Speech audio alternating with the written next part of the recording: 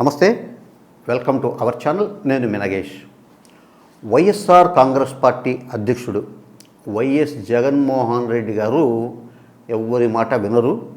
ఆయన ఒక నిర్ణయం తీసుకున్నాక దాన్ని వెనక్కు తీసుకునే వ్యక్తే కాదు, ఆయన పట్టిందే పట్టు అనేలా వ్యవహరిస్తారని రాజకీయ వర్గాల్లో పెద్ద ఎత్తున ప్రచారం జరుగుతూ ఉంది. అంటే కొన్ని సందర్భాల్లో ఇది నిజము అని చెప్పడానికి అవసరమైన నిర్ణయాలు కూడా జరిగి ఉండొచ్చు.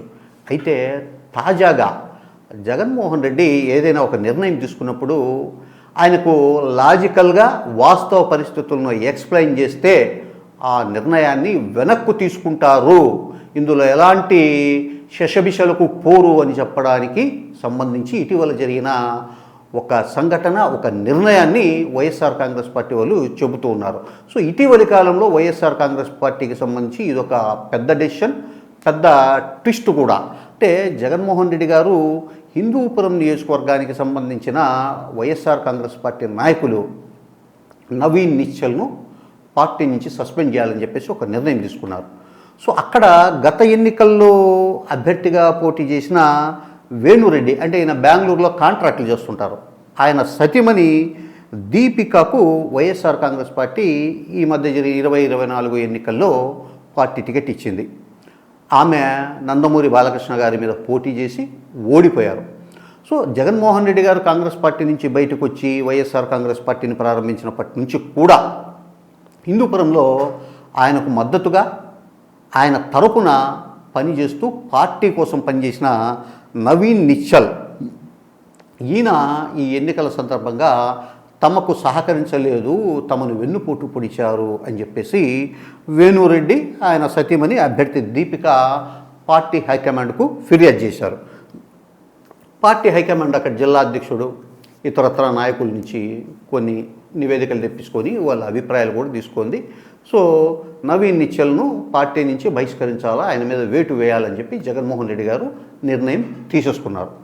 సో అక్కడ ఇప్పుడు తాజాగా వైఎస్ఆర్ కాంగ్రెస్ పార్టీకి సంబంధించి రాయలసీమ, నెల్లూరు, ప్రకాశం జిల్లాల సమన్వయ బాధ్యతలు చూస్తున్న వేంపల్లి, అంటే ఈ వేంపల్లి వైఎస్ జగన్మోహన్ రెడ్డి గారి సొంత నియోజకవర్గం, పులివెందుల్లో ఒక మండలం. ఈ వేంపల్లికి చెందిన మాజీ శాసనమండలి సభ్యులు, ఒకప్పటి తెలుగుదేశం పార్టీ నాయకులు సతీష్ కుమార్ రెడ్డి గారు ఇప్పుడు వైసీపీలో కీలకంగా వ్యవహరిస్తున్నారు. ఆయన్ను వైఎస్ జగన్మోహన్ రెడ్డి గారు అసలు ఈ అంశానికి సంబంధించిన వాస్తవ పరిస్థితులు ఇంకొకసారి తెలుసుకొని చెప్పన్నారంట.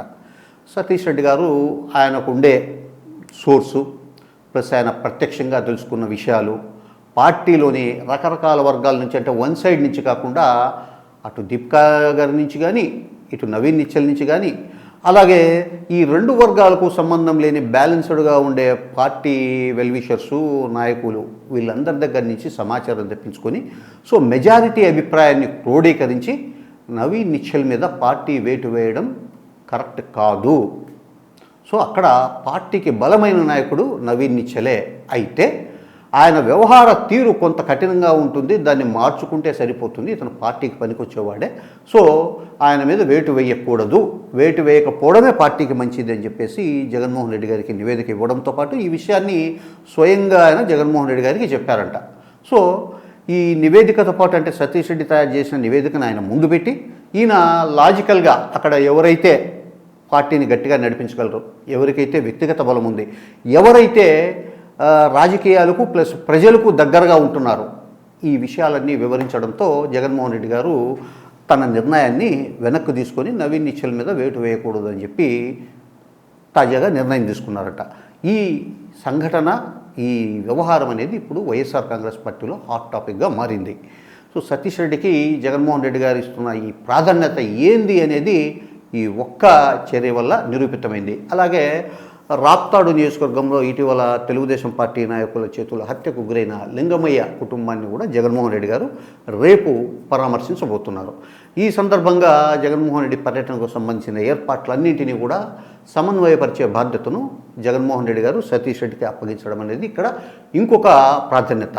అంటే అనంతపురం జిల్లా రాజకీయాలకు సంబంధించి సతీష్ రెడ్డి గారి జోక్యం కూడా ఇక్కడ అనివార్యం చేయడానికి జగన్మోహన్ రెడ్డి గారు ప్రాథమికంగా ఒక నిర్ణయం తీసుకున్నట్లు కనిపిస్తూ ఉంది అని వైఎస్ఆర్ కాంగ్రెస్ పార్టీ వర్గాలు చెబుతున్నాయి. అయితే ఈ ప్రాంత బాధ్యతలు పర్యవేక్షిస్తున్న మాజీ మంత్రి పెద్దిరెడ్డి రామచంద్రారెడ్డి గారికి చెయ్యి విరిగిపోయి అది నేను శస్త్రచికిత్స చేసుకోవడం, ఎంపీ మిథున్ రెడ్డి గారు అంటే ఈ మద్యం కుంభకోణానికి సంబంధించిన నమోదైన కేసుకు సంబంధించి హైకోర్టు ఆయన బెయిల్ కొట్టివేయడం, సుప్రీంకోర్టు ఆయన పిటిషన్ వేయడం వల్ల ఆయన లోకల్గా అందుబాటులో లేకపోవడం వల్ల కూడా సతీష్ రెడ్డి గారికి జగన్మోహన్ రెడ్డి గారు ఈ బాధ్యతలు అప్పగించారు అని చెప్పి కూడా మరొక సమాచారం అందుతోంది. ఇంకొందరు చెప్తున్నారు. ఏది ఏమైనప్పటికీ కూడా జగన్మోహన్ రెడ్డి గారు తీసుకున్న ఒక నిర్ణయాన్ని కరెక్ట్గా లాజికల్గా ఆయనకు ఎక్స్ప్లెయిన్ చేసి ఇది కరెక్ట్ కాదన్నా అని చెప్పి పునఃసమీక్షించుకొని ఆ నిర్ణయాన్ని వెనక్కి తీసుకునేలా చేయడం అనేది నిజంగా కూడా ఇప్పుడు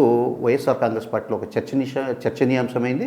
ఇలాంటి నిర్ణయాలు నిజంగా కూడా అంటే పార్టీ ఒక్కోసారి ఒక వర్గం నాయకుల నుంచి వచ్చిండే సమాచారం తీసుకొని ఒక నిర్ణయం తీసుకోవడము, అంటే పార్టీలో బలమైన నాయకులు కొంతమంది ఒక వ్యక్తికి వ్యతిరేకంగా ఏదో అతన్ని ఎలాగైనా పార్టీ నుంచి బయటకు పంపేయాలి, అతని మీద క్రమశిక్షణ చర్యలు తీసుకోవాలి చెయ్యాలనే ఉద్దేశంతో కొన్ని సమాచారాలు ఉన్నవి లేనివి జోడించి చెప్పడంతో నిర్ణయాలు తీసుకోవడం, వాళ్ళ మీద వేటు వేయడం ఇలా జరుగుతూ వస్తున్నాయి. ఇలాంటి నేపథ్యంలో పార్టీ హైకమాండ్ ఒక వర్షన్నే కాకుండా నాణానికి రెండవ వైపు కూడా ఏం జరుగుతుందని తెలుసుకొని నిర్ణయం తీసుకునే వైపు అడుగు వేయడం అనేది నిజంగా పార్టీకి శుభపరిణామం, మంచి చేసేదే అవుతుందనేది వైఎస్ఆర్ కాంగ్రెస్ పార్టీ వర్గాలు అభిప్రాయపడుతున్నాయి.